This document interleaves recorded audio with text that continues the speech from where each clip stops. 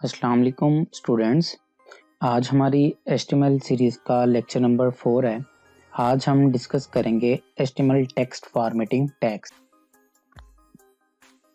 Okay, सबसे पहले HTML text formatting tags के अंदर हम हेडिंग्स को डिस्कस करेंगे। जैसे हमारी बुक्स के अंदर हेडिंग्स होती हैं, इसी तरह हम पैराग्राफ्स, हमारी बुक्स के अंदर पैराग्राफ्स होते हैं, इनको डिस्कस करेंगे। फिर कुछ बोल्ड होते हैं टेक्स्ट, कुछ इटैलिक टाइप होते हैं, कुछ अंडरलाइन होते हैं, कुछ strike through mean line through text होते हैं, जिसको हम डिलीटेड टेक्स्ट भी बोल सकते हैं। ठीक है, उसके बाद फिर हम देखेंगे ब्रेक टैग को, कि अगर एक लाइन के बाद हमें ब्रेक लगानी है, न्यू लाइन में टेक्स्ट लेके जाना है, तो वो कैसे लेके जा सकते हैं। ठीक है, तो वो चेक करेंगे। उसके बाद हम देन प्रैक्टिकल करेंगे सुपरस्क्रिप्ट का, देन सबस्क्रिप्ट। अब ये सुपरस्क्रिप्ट क्या चीज़ है, सबस्क्रिप्ट क्या चीज़ है, प्रैक्टिकली आपको मैं सारा जो है वो डिटेल से बताऊंगा। उसके बाद नॉन ब्रेक स्पेस के बारे में हम पढ़ेंगे कि अगर हमें एक्स्ट्रा एक स्पेस चाहिए तो वो कैसे लगा सकते हैं।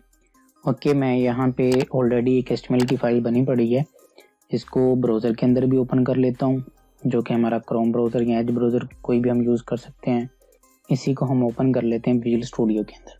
ठीक है स्टूडेंट्स, तो ये हमारा कोड जो है विजुअल स्टूडियो कोड एडिटर के अंदर ओपन हो जाएगा।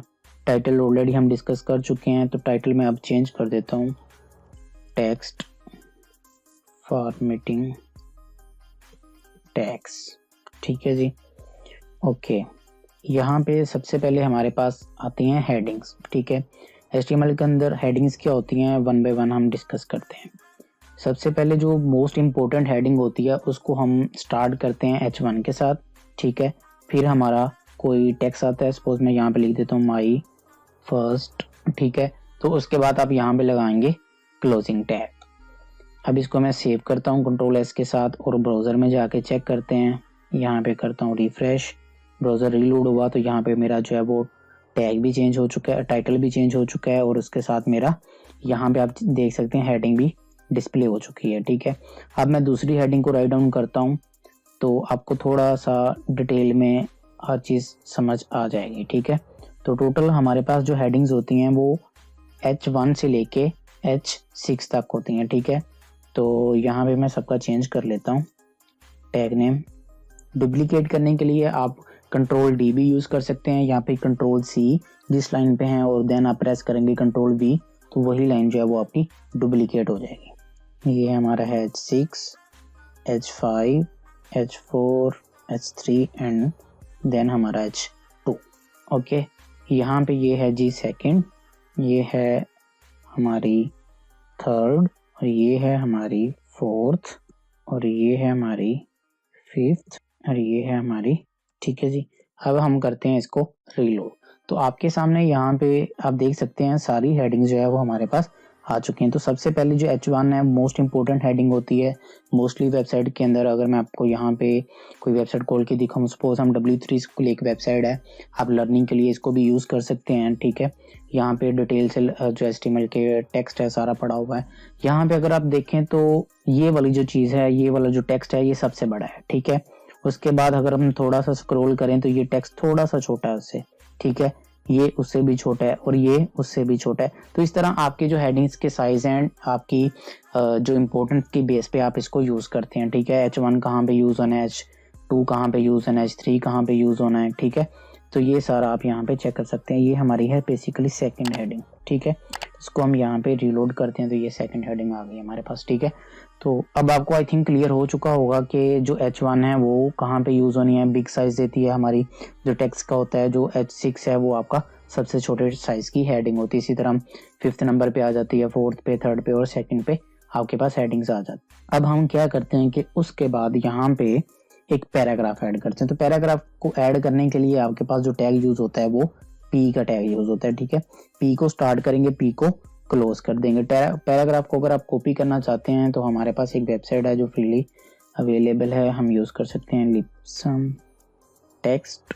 ओके, ये हमारे पास वेबसाइट खुल जाएगी। यहाँ से आप कोई भी पैराग्राफ जो है कॉपी कर सकते हैं। सपोज मैं ये वाला पैराग्राफ कॉपी कर लेता हूँ यहाँ से, इसको मैं यहाँ पे कर देता हूँ पेस्ट। थोड़ा सी इसकी शॉर्टिंग कर लेते हैं। ओके भाई, तुम यहाँ से अंडरलाइन हो जाओ। ओके, इसको हमें ज़रूरत नहीं है। मैं रिफ्रेश करता हूँ तो देखें ये वाला जो है मेरा टेक्स्ट पैराग्राफ की फॉर्म में मेरे पास आ चुका है। ठीक है, ये सिंपल हमारे पास जो पेज है 100% व्यू के अंदर यहाँ पे हमारे पास अवेलेबल है। ठीक है जी, अगर आप कोई भी पैराग्राफ ऐड करना चाहते हैं लाइक बुक्स के अंदर जैसे पैराग्राफ्स होते हैं तो उनको आप इस तरह से ऐड कर सकते हैं। ओके, देन हम बात करेंगे जी अपने पैराग्राफ के बाद। अब देखें यहाँ पे एक और मैं पैराग्राफ पहले आपको ऐड करके दिखा देता हूँ। यहाँ पे मैंने एक पैराग्राफ ऐड किया simple. Basically duplicate paragraph add करना क्यों ज़रूरी है, यहाँ पे बेसिकली आपको समझाना चाहता हूँ कुछ चीज़। अगर मैं इसको रिफ्रेश करता हूँ तो यहाँ पे आप देखेंगे कि ऑटोमेटिकली कुछ जो स्पेस है पहले पैराग्राफ और सेकंड पैराग्राफ के दरमियान आ चुकी है। लेकिन अगर आप पैराग्राफ के बगैर करते हैं तो ये सारा टेक्स्ट जो है वो एक दूसरे के साथ सेम लाइन के अंदर नजर आएगा। ठीक है, तो इस चीज़ से बचने के लिए हम क्या यूज़ करते हैं, पैराग्राफ का टैग यूज़ करते हैं। उसके बाद में अब हम चाहते हैं कि भाई ये वाले जो स्टूडेंट्स हमारा टेक्स्ट है ना ये हमारा बोल्ड होना चाहिए सपोज। ठीक है, सपोज ये वाला बोल्ड करना चाहते हैं तो आप क्या करेंगे, इसके स्टार्ट पे आएंगे, सिंपल बी का टैग लगाएंगे और इसको यहाँ पे क्लोज नहीं करना, जितना आप बोल्ड करना चाहते हैं उसके एंड पे ले जाएं। सपोज हम यहाँ तक बोल्ड करना चाहते हैं तो सिंपल यहाँ पे लगाएं, बी के टैग को क्लोज कर दें। ठीक है, क्लोज करने के बाद अपने पेज को जाके रिफ्रेश करें और अब आप यहाँ पे चेक कर सकते हैं कि हमारा जो टेक्स्ट है वो बोल्ड हो चुका है। ठीक है, तो आई थिंक आपको अच्छी तरह इसकी समझ आ चुकी है। अब हम नेक्स्ट बात करते हैं अटैलिक की। सपोज मैं जो नेक्स्ट वर्ड हैं कुछ उनको मैं अटैलिक करना चाहता हूँ तो उसके लिए भी सेम तरीका है, जैसे हमने बी का टैग लगाया, टेक्स्ट को सिलेक्ट करें। ठीक है, और सिंपल जहां तक आपने अटैलिक करना है, सपोज मैं यहाँ तक अटैलिक करना चाहता हूँ तो यहाँ पे आके आई को क्लोज कर दें, इसके लिए आई का टैग यूज होगा। करने के बाद करें पेज को रिफ्रेश। अब आप यहाँ पे चेक कर सकते हैं, अगर मैं वर्ड्स को कंपेयर करके दिखा सकूं, ये वाला लोरियम इप्सम और ये वाला लोरियम इप्सम जो है वो दोनों डिफरेंट स्टाइल के अंदर है। ठीक है, तो इस चीज को हम बोलते हैं टेक्स्ट को इटैलिक करना। पहला जो था हमारा बोल्ड करना था। अब हम देखेंगे टेक्स्ट को जो है अंडरलाइन करना है तो अंडरलाइन कैसे कर सकते हैं। ठीक है, अब मैं दूसरे पैराग्राफ के अंदर आ जाता हूँ। सपोज मैं ये वाली जो इतना टेक्स्ट है इसको अंडरलाइन करना चाहता हूँ तो आप इसको सिलेक्ट करके कट कर लें, पहले यहाँ पे यूएल का टैग लगा दें, यू का टैग लगा दें, इसके अंदर अपना टेक्स्ट लिख दें। ठीक है, करने के बाद यहाँ पे आप अपने पेज को करें रिफ्रेश तो अब आप यहाँ पे चेक कर सकते हैं आपका जो टेक्स्ट है वो अंडरलाइन हो चुका है। ठीक है, इसी तरह अगर आप किसी भी टेक्स्ट को अंडरलाइन करना चाहते हैं तो सिंपल आपको वहां पे यू का टैग लगाना होगा। देन हम बात करते हैं स्ट्राइक थ्रू। स्ट्राइक थ्रू किस लिए यूज होता है इसको भी प्रैक्टिकली देखते हैं। सबसे पहले स्ट्राइक थ्रू होता क्या है ये देख लें। देखिए यहाँ पे आप सिंपल स्ट्राइक थ्रू के लिए आप लगाएंगे एस का टैग और इसके अंदर कोई भी टेक्स्ट लिखना चाहते हैं या इसी को कॉपी करके रखना चाहते हैं, ये यहाँ पे डिपेंड करता है, क्लाइंट पे डिपेंड करता है क्लाइंट किस तरह का काम आपसे चाहता है। उसके बाद इसको करें रिफ्रेश तो अब आप यहाँ पे चेक कर सकते हैं कि जो डिलीटेड टेक्स्ट है या लाइन थ्रू भी टेक्स्ट बोलते हैं इसको, ठीक है, या फिर स्ट्राइक थ्रू भी बोल सकते हैं इसको, तो ये आपका जो टेक्स्ट होता है ये इसके ऊपर एक लाइन लग जाती है। ठीक है, तो इस चीज को हम बोलते हैं स्ट्राइक थ्रू, लाइन थ्रू या फिर डिलीटेड टेक्स्ट। ओके, नेक्स्ट अब हम बात करेंगे अपने टेक्स्ट को अगर हम ब्रेक लगाना चाहते हैं। अब ब्रेक लगाना जो है ये क्या चीज है, अगर मैं चाहता हूँ कि भाई ये जो इंग्लिश वर्ड है ना इसके बाद या फिर ये जो डेट वर्ड है इसके बाद जो टेक्स्ट है वो अगली लाइन के अंदर आना चाहिए। अब अगली लाइन कौन सी है इसको थोड़ा सा यहाँ पे देख लेते हैं। सपोज यहाँ पे ये जो इंग्लिश वर्ड के बाद ये मैनी जो आ रहा है यहाँ पे अगर आप चाहते हैं कि ये जो मैनी है या डॉट के बाद जो टेक्स्ट है वो न्यू लाइन यहाँ से स्टार्ट होना चाहिए, तो उसके लिए आपको सिंपल क्या करना है, आपको ब्रेक का टैग लगाना है। अब ब्रेक का टैग लगाने के लिए सिंपल आप क्या लिखेंगे जी, बी आर और फॉरवर्ड स्लैश लगाने के बाद इसको कर देंगे क्लोज। याद रहे इसका क्लोजिंग टैग नहीं होता है, यहीं पे ये स्टार्ट होता है और यहीं पे ये क्लोज होता है। ठीक है, इसको बाद आप करेंगे सेव करने के बाद रिफ्रेश करेंगे, रीलोड करेंगे अपने पेज को, तो आप यहाँ पे अब चेक कर सकते हैं ये जो पैराग्राफ है इसके अंदर मैंने यहाँ से आ रहा है, लेकिन ऊपर वाले पैराग्राफ के अंदर बी आर टैग के लगने की वजह से ये जो है अब यहाँ पे स्टार्ट हो रहा है। क्लियर है? ओके स्टूडेंट, अब हम नेक्स्ट चलते हैं। नेक्स्ट अब हम क्या करने वाले हैं, इसी के अंदर एक और ब्रेक लगा के दिखाता हूँ। सपोज हम ब्रेक लगाना चाहते हैं इस मैनी के बाद यहाँ पे जो डिफॉल्ट आ रहा है इसके बाद सिंपल बी आर लिखें, फॉरवर्ड स्लैश लगाएं, इसको करें सेव और आने के बाद इसको कर दें रिफ्रेश। तो ये जो है आपका पेज रीलोड होने के बाद यहाँ से ये देखें अब जो है ये लाइन ब्रेक हो चुकी है। नेक्स्ट अब हम सपोज यहाँ पे एक और पैराग्राफ लिख लेते हैं सिंपल, ठीक है, जो हमारा होता है सुपरस्क्रिप्ट एंड सबस्क्रिप्ट। अब सुपरस्क्रिप्ट क्या होता है और सबस्क्रिप्ट क्या होता है, दोनों को वन बाय वन हम देख लेते हैं।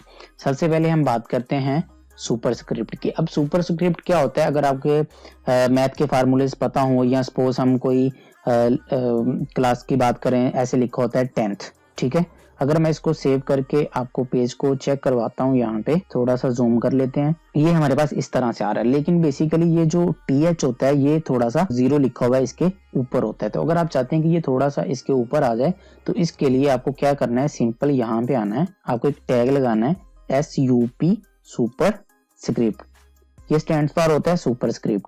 इसके सेंटर में यहाँ पे जो कंटेंट पार्ट होता है, वहां पे आप जो भी चीज ऊपर लिखना चाहते हैं उसको लिखने के बाद करें रिफ्रेश, रीलोड करें पेज को, तो आप यहाँ पे चेक कर सकते हैं आपका जो है वो TH ऊपर आ चुका है। इसी तरह मैथ के फार्मूले इसके अंदर होता है।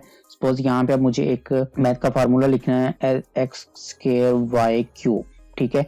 इसको मैं करता हूँ सेव एंड रिफ्रेश करता हूँ, तो ये सिंपल मेरे पास आ रहा है।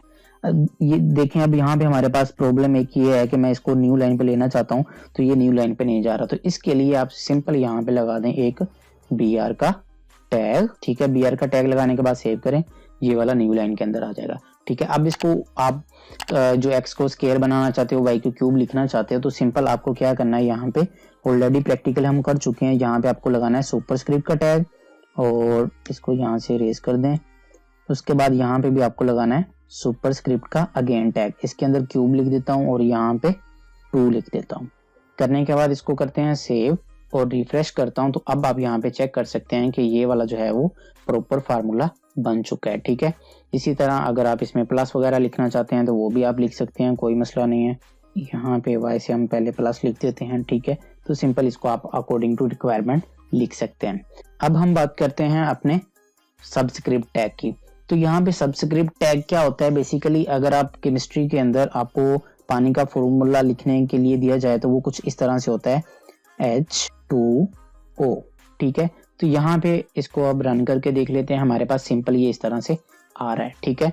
तो अगर आप चाहते हैं कि ये वाला जो 2 है बेसिकली यहाँ पे H के नीचे आ जाए, जिसको हम आइटम्स भी आई थिंक बोलते हैं, तो अगर आप यहाँ पे इसको नीचे करना चाहते हैं तो सिंपल आपके पास जो टैग मौजूद है HTML के अंदर वो यूज होता है सब का, जिसको सबस्क्रिप्ट भी हम बोल सकते हैं। यहाँ पे इसको करेंगे रिफ्रेश, तो अब आप चेक कर सकते हैं कि एक प्रॉपर फॉर्म के अंदर आ चुका है, ठीक है। आई थिंक यहाँ तक आपको सारी समझ आ चुकी है। उसके बाद जो लास्ट थिंग आज के लेक्चर में हमने पढ़नी है वो है हमारी, सपोज मैं यहाँ पे एक स्पेस ऐड करता हूँ, सबसे पहला जो वर्ड लिखा हुआ है यहाँ पे ऑफ, इसके बाद एक मैं स्पेस ऐड करता हूँ और इसको करता हूँ सेव एंड रिफ्रेश करता हूँ, तो यहाँ पे स्पेस नहीं आ रही, ठीक है। तो अगर आप चाहते हैं बेसिकली ये स्पेस क्यों नहीं आ रही, थोड़ा सा इसको जान लेते हैं। जो ब्राउजर होता है ये इसको पता होता है, आप एज ब्राउजर यूज कर लें या फिर आप क्रोम ब्राउजर यूज कर लें, कैपेबिलिटी होती है कि वो चेक कर लेता है कि HTML के अंदर एक वर्ड के बाद एक ही स्पेस आ सकती है। तो अगर एक से ज्यादा स्पेस, सपोज मैं यहाँ पे जो है स्पेसिस ऐड करता जाता हूँ, लेकिन जैसे ही सेव करके रिफ्रेश करता हूँ तो यहाँ पे आप चेक करेंगे सिर्फ और सिर्फ एक ही स्पेस आएगी। तो अगर आप चाहते हैं कि कोई एक्स्ट्रा स्पेस ऐड करने चाहते हैं तो उसके लिए बेसिकली कुछ एक आपको लिखना होगा यहाँ पे। तो उसके लिए लिखने के लिए एक एंटिटी वैल्यू होती है, उसको लिखने के लिए एंटिटी क्या होती है इंशाल्लाह नेक्स्ट लेक्चर्स के अंदर हम पढ़ेंगे। यहाँ पे उसके लिए आपको लिखना है सिंपल एंड NBSP, ठीक है। इसको करेंगे सेमीकोलन से एंड, नॉन ब्रेकिंग स्पेस भी इसको बोलते हैं। रिफ्रेश करूंगा तो यहाँ पे आपने नोट करना है, रीलोड करने के बाद यहाँ पे एक स्पेस ऐड हो चुकी है। सपोज आप 2-4 स्पेसेस और ऐड करना चाहते हो तो इसी को कर लो कॉपी और यहाँ पे करते जाओ पेस्ट। रीलोड करता हूँ तो यहाँ पे आप चेक कर सकते हैं कि स्पेसेस मेरी ऑटोमेटिकली ऐड हो चुकी हैं। आई थिंक यहाँ तक जितने भी हमने टैग्स जो पढ़े हैं, सबसे पहले हेडिंग्स पढ़ी, फिर उसके बाद पैराग्राफ्स को पढ़ा, फिर हमने बोल्ड करना सीखा कि टेक्स्ट को बोल्ड कैसे करते हैं, फिर हमने आई का टैग पढ़ा कि इटैलिक कैसे किया जा सकता है टेक्स्ट को, ठीक है। इस तरह से आपके पास जो इटैलिक टेक्स्ट होता है। इसके बाद अगर आप किसी जो टेक्स्ट को अंडरलाइन करना चाहते हो तो उसके लिए यू का टैग होता है, ठीक है। इसी तरह स्ट्राइक थ्रू, जिसको हम डिलीटेड टेक्स्ट यहाँ पे लाइन थ्रू टेक्स्ट भी बोलते हैं, वो करना चाहते हो तो उसके लिए आप सिंपल एस का टैग यूज कर सकते हो। उसके बाद सिंपल अगर आप जो है वो कोई टेक्स्ट को थोड़ा सा ऊपर की तरफ ऐड करना चाहते हो, सपोज जैसे इस तरह लिखा हुआ है तो इसको ऐड करना चाहते हो तो सुपर स्क्रिप्ट का टैग यूज कर सकते हो। मैथ के फार्मूलाज के अंदर जो स्केयर्स वैल्यूज होती हैं, क्यूब्स वैल्यूज होती हैं उनके लिए। इसी तरह जो आपके पास H2O पानी का फॉर्मूला है, इसके लिए अगर आप लिखना चाहते हो 2 को बॉटम पे H के, तो आप सिंपल यूज करोगे सबस्क्रिप्ट का टैग। और एड लास्ट पे हमने पढ़ी है जी एक्स्ट्रा स्पेस ऐड करना चाहते हो तो उसके लिए आप सिंपल यूज करोगे एंड NB SP। होप करता हूँ यहाँ तक सब कुछ क्लियर हो गया है। Thanks for watching this video.